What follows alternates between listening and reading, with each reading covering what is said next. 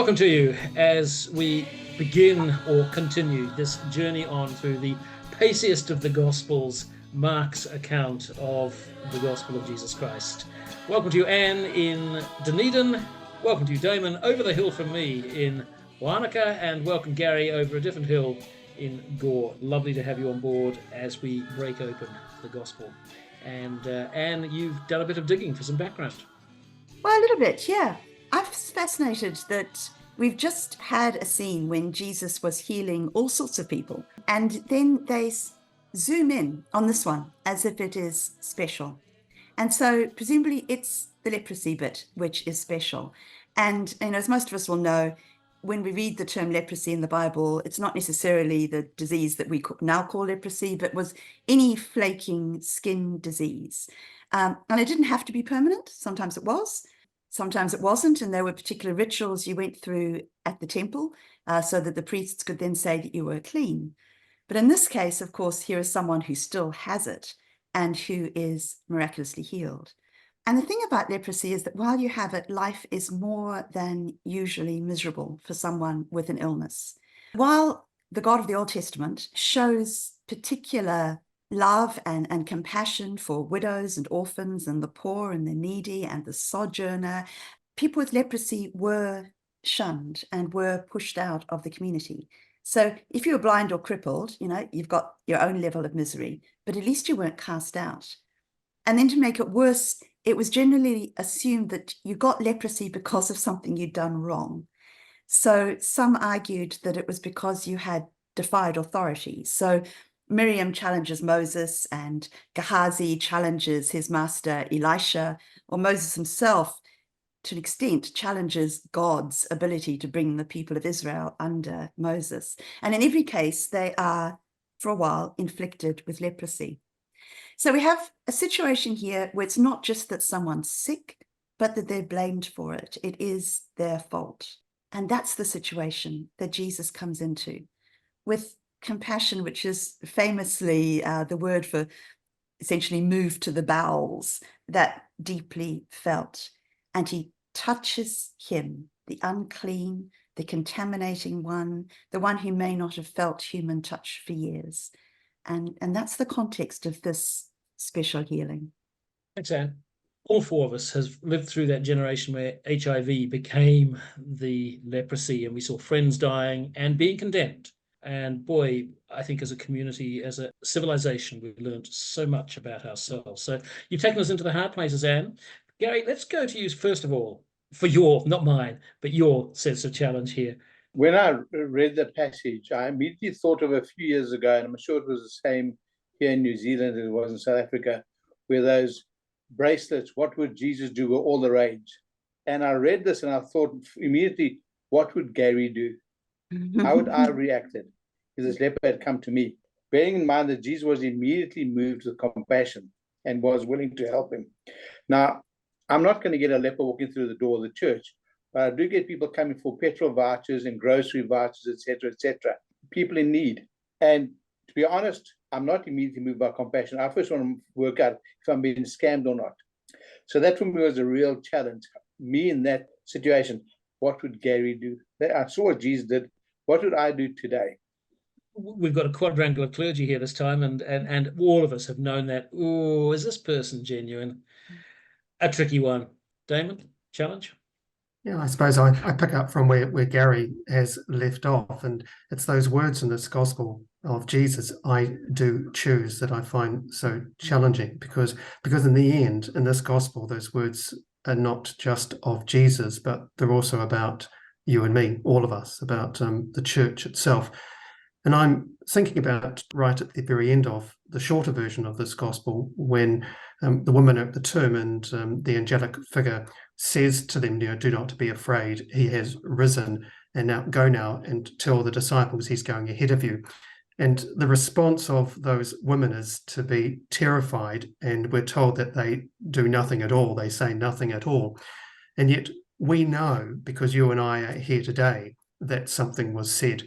And I kind of relate that to today's gospel, is that if we're to take this gospel seriously, we need to recognize that as Jesus chose, so are we called to do the same. And that's a challenge.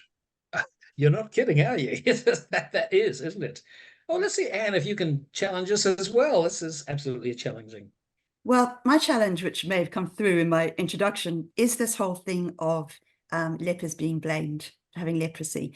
Because this morning I read this article which mentioned that in the UK there's a bill going through Parliament which is going to allow fines of up to £2,500 for rough sleepers. And to me, that's just mind-spinning. Punish the poor for being poor, fine the poor. If they had £2,500, they wouldn't be sleeping rough.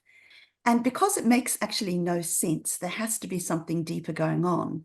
And I think it is our need to feel that people who are suffering in some way deserve it. We can't make sense of it otherwise. And so we want to separate ourselves from it, protect ourselves from it. And if we can say that they brought it on themselves, we can A, feel justified not doing anything about it, and B, feel safe that it's not going to happen to us. So a local example, I think, in New Zealand right now, this completely bizarre attempt to make out that Maori are in some way privileged, despite coming out at the bottom of all social charts.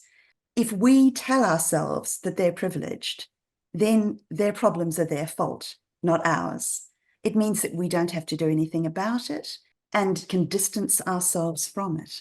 And it's so dangerous. And so it's challenging because when do I do that and not recognize myself doing it?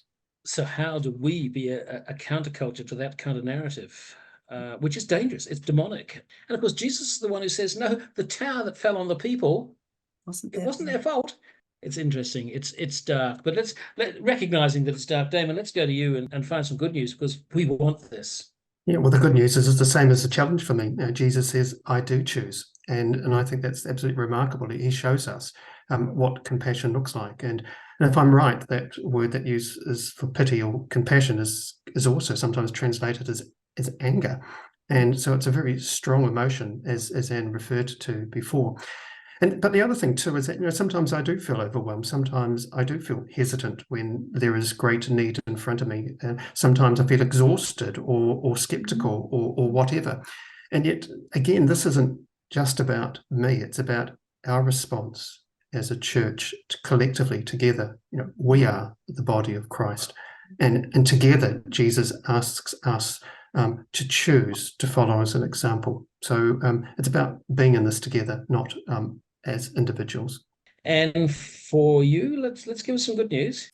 The gut-wrenching compassion of Jesus. I think so often we come to God so tentatively, partly bribing our way to God's love or begging God to love us and listen to us, and to realize that our suffering actually wrenches the guts of God, and that the suffering of other people wrenches the guts of God.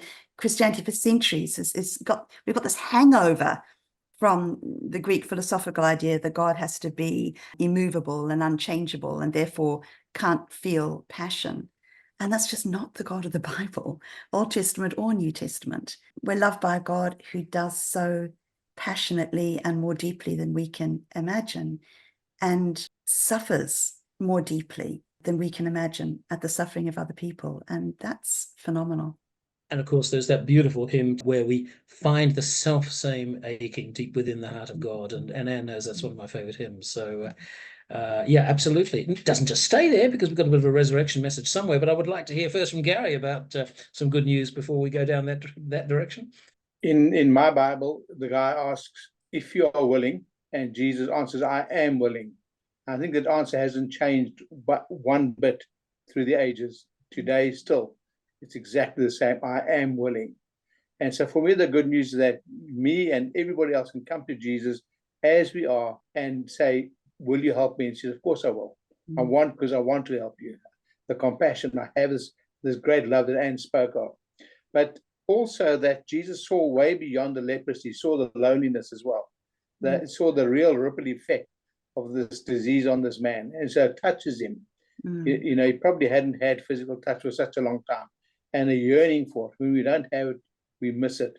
And so the good news is that Jesus sees way more than what I'm presenting. That might be a symptom of something much deeper, but he sees that need too. So for me, that's really good news for me and everybody else. That's lovely, because I see now lots of capacity for the so what part of the conversation. But if I can go to you, Damon, and ask for you, so what? I mean, this particular gospel reading falls on the Sunday before Ash Wednesday. And Ash Wednesday is a time for us as Christians to intentionally orientate ourselves towards the way of the cross. And so, well, it's about taking up that message, I do choose, and putting it into practice in our daily lives. I've been reading today about a woman called Marilyn Nelson, who's an African-American poet, and she wrote a poem about the contemplative life. And in one part of it, she talks about a terrorist attack on a group of Cistercian monks in Algeria, in which they were killed by fundamentalists. There, before their death, the prior had written a letter to his killers, which really has just touched me. And it ends with these words: "To the one who will have killed me, and also you, friend of my final moment, who would not be aware of what you were doing, yet this, thank you, and adieu to you, for in you too I see the face of God." Wow. And just an amazing expression of faith in something which deeply challenges me today, but also I will carry with me during this season of Lent, to see in the other the face of God. Spine-tingling stuff, Damon. Whoa. Thanks. Gary, so what? I would imagine if I went to Jesus and he said, "I am willing," and then healed and says, "Now go and do likewise. Go and put this into practice. Continue this good work has begun with you today," because that's the pattern that I've set. But there's another challenge here which fascinates me, in that in healing, Jesus breaks the law and honors the law at the same time, because he touches the man, which according to Leviticus you weren't supposed to do. So he touches him, but at the same time, he doesn't just say, "You're back in society." He honors what Moses had written, said, "Go to the priest, follow the ritual, the process that puts you back into community, go through those steps as well." So he's honoring it as whilst also.